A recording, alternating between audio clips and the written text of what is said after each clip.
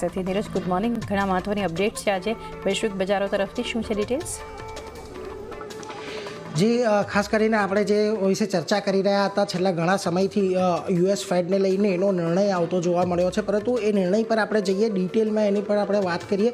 પરંતુ એ પહેલાં ગઈકાલના અમેરિકાના બજારો પર એકવાર નજર કરી લો તો ગઈકાલે વ્યાજદર કાપ આવ્યા બાદ જુઓ અહીંયા આપણને થોડોક મિશ્ર કારોબાર જોવા મળ્યો છે. નો ડાઉટ તમને 0.5% જેટલો વધતો જોવા મળ્યો, પરંતુ એસએનપી અને નાસ્ડેક તમને ઘટીને બંધ થતા જોવા મળ્યા છે. ખાસ કરીને ટેકનોલોજી શેર્સની અંદર આપણે જે રનઅપ જોઈ હતી ગઈકાલે અહીંયાથી આપણને પ્રોફિટ બુકિંગ તરફેનો કારોબાર અહીંયાથી ખાસ કરીને નાસ્ડેક એસએનપી 500 બંનેની અંદર આવતો જોવા મળ્યો છે. હવે મહત્વની વાત એ છે કે ગઈકાલે જે વ્યાજદર કાપનો નિર્ણય આવ્યો ત્યારબાદ જો સૌથી મોટી અસર આવી હોય તો ડોલર ઇન્ડેક્સ પર આવી છે, કારણ કે 97ની નીચે આપણને 96.22ના સ્તર સુધી પડતો ડોલર ઇન્ડેક્સ દેખાયો છે. ઘણી મહત્વની વાત ભારત માટે એટલા માટે કહી શકાય કારણ કે જો આપણે રૂપિયાની અંદર એક રેકોર્ડ હાઈ નજીકના કારોબાર જોયા હતા ત્યાંથી આપણને ડોલર ઇન્ડેક્સ જે પ્રકારે નબળો પડતો દેખાયો છે ચોક્કસથી આજે રૂપિયા પર પણ નજર રાખવાની રહેશે, કારણ કે ગઈકાલે ક્લોઝિંગ સમયે જ આપણને રૂપિયામાં એક સારી એવી મજબૂતી આવતી જોવા મળી હતી દિવસના ઉપલા સ્તરેથી.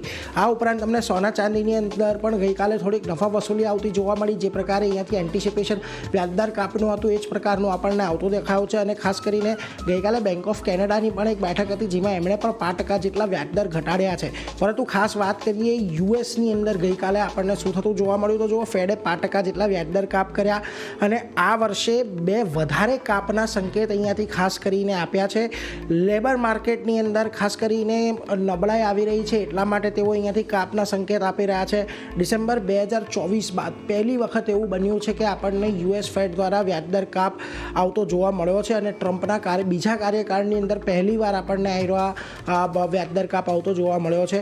લગભગ 5% કાપમાંથી 12માંથી 11 વોટ મળ્યા હતા અને જે 1 વોટ નહોતો મળ્યો એ પણ 5% નહીં પરંતુ 0.5% કાપના ફેવરમાં હતો. એટલા માટે અહીંયાથી તમામ સભ્યો વ્યાજદર કાપની તરફેણમાં તો હતા, પરંતુ એક સભ્યને થોડોક વધારે કાપની આશા હતી, એટલે એના પર એક નજર રાખવાની. હવે જુઓ અહીંયાથી ખાસ કરીને જેરોમ પોવેલ શું કહી રહ્યા છે. અત્યાર સુધી એમણે કહ્યું છે કે અત્યારે ખાસ કરીને ટેરિફને લઈને મોંઘવારી તો એક સમયે વધવાની આશા છે જ, બીજી તરફ લેબર માર્કેટ થોડુંક નબળું પડી રહ્યું છે. અત્યાર સુધી ફેડ જે વ્યાજદરનો નિર્ણય લેતો હતો એમાં બહુ મોટો હિસ્સો મોંઘવારીનો હતો, પરંતુ હવે એવું થયું છે કે અહીંયાથી તેમણે ખાસ કરીને લેબર માર્કેટ તરફે ધ્યાન રાખીને વ્યાજદરનો નિર્ણય લેવો પડશે એવું તેમણે કહ્યું છે.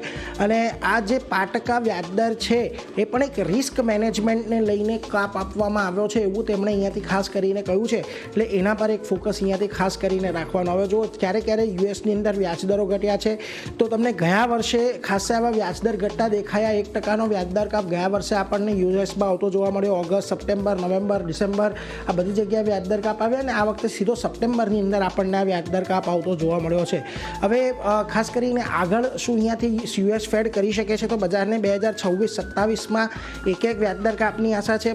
બજારની જો કે અહીંયાથી આજે એક વ્યાજદર છે એમાં પા નહીં પરંતુ 0.5% વ્યાજદર કાપ કે વધારે વ્યાજદર કાપની આશા છે. અને ખાસ કરીને ફેડને આગામી વર્ષે મોંઘવારી વધે એવું તેમણે અહીંયાથી ખાસ કરીને કહ્યું છે, એટલે એના પર નજર રાખવાની. એટલે ઇન્ટરેસ્ટિંગલી આપણને ખાસ કરીને જે ઓગસ્ટની અંદર અને ઓક્ટોબર અને ડિસેમ્બરની અંદર જે વ્યાજદર કાપની વાત આપણે કરી રહ્યા હતા એ આપણને કદાચ આવતી દેખાય, એને લઈને ગઈકાલે આપણને બજાર પર થોડુંક ઉત્સાહિત દેખાયું.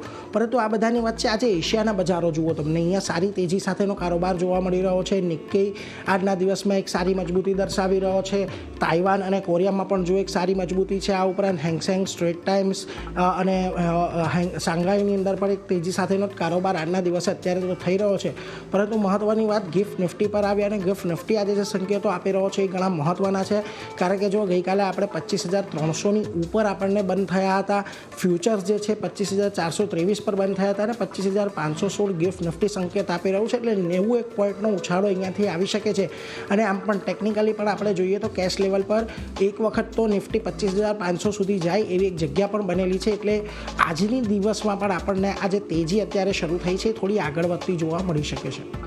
જી નીરજ, આભાર આપનો આ સમગ્ર માહિતી માટે. તો એક મજબૂત શરૂઆતના સંકેતો છે ને ફેડરલ રિઝર્વ દ્વારા જે એક 5% દરોમાં કાપ આવ્યો છે એનો એક રિએક્શન પણ બતાવી શકે છે. પરંતુ જે રીતે નીરજ પણ જણાવી રહ્યા હતા કે જેરોમ પવેલે એમની સ્પીચ પણ આપી છે, તો એમની કમેન્ટ્રીમાં શું મહત્વનું એમણે કહ્યું એ સાંભળીએ.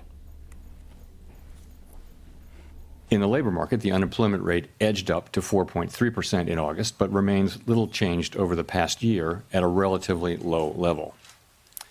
Payroll job gains have slowed significantly to a pace of just 29,000 per month over the past 3 months. A good part of this slowing likely reflects a decline in the growth of the labor force due to lower immigration and lower labor force participation. Overall, the marked slowing in both the supply of and demand for workers is unusual. In this less dynamic and somewhat softer labor market, the downside risks to employment appear to have risen. Changes to government policies continue to evolve, and their effects on the economy remain uncertain. Higher tariffs have begun to push up prices in some categories of goods, but their overall effects on economic activity and inflation remain to be seen. A reasonable base case is that the effects on inflation will be relatively short-lived, a one-time shift in the price level. But it is also possible that the inflationary effects could instead be more persistent, and that is a risk to be assessed and managed. In the near term, risks to inflation are tilted to the upside and risks to employment to the downside, a challenging situation. When our goals are in tension like this, our framework calls for us to balance both sides of our dual mandate. With downside risks to employment having increased, the balance of risks has shifted. Accordingly, we judged it appropriate at this meeting to take another step toward a more neutral policy stance. How can you maintain the public's perception the Fed is politically independent with this dynamic? Thank you. So we did welcome a new committee member today, as we always do, and the committee remains united in pursuing our dual mandate goals. We're strongly committed to maintaining our independence